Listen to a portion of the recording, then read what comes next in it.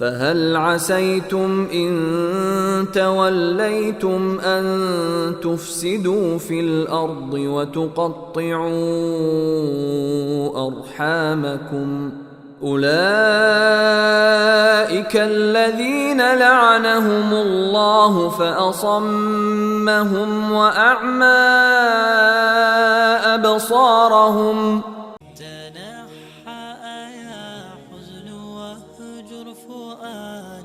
توكل بجد بعزم فصيح فإني الحمدللہ والصلاة والسلام علی رسول اللہ اما بعد.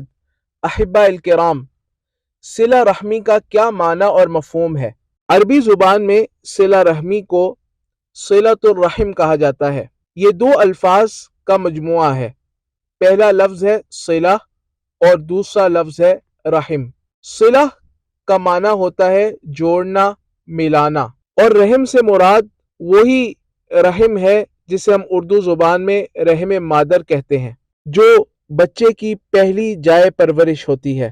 یہاں پر اس سے مراد انسان کے وہ قریبی رشتہ دار ہیں جن کے ساتھ اس کا نسبی تعلق ہو، چاہے باپ کی طرف سے ہو یا ماں کی طرف سے ہو.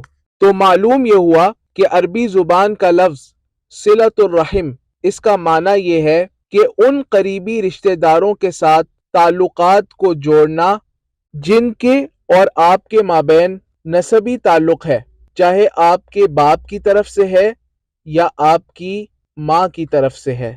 اب یہ جان لیجئے کہ اس سے کون سے رشتہ دار مراد ہیں جن کے ساتھ صلہ رحمی کرنا ضروری ہے.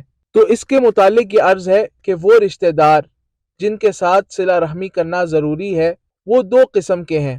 نمبر ایک، محرم رشتہ دار، جیسے کہ باپ، ماں، بھائی بہن، دادا دادی، نانا نانی، چچا پھوپھی، ماموں خالہ، بیٹے بیٹیاں اور ان کے آگے سلسلہ.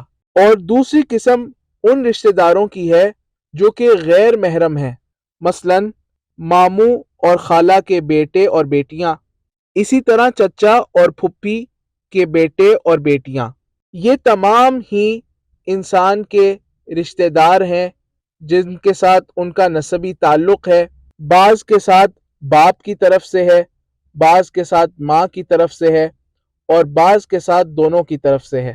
تو ہماری اس تفصیل سے یقیناً آپ کے سامنے صلہ رحمی کا معنی اور مفہوم خوب واضح ہو گیا ہوگا بإذن اللہ تعالی.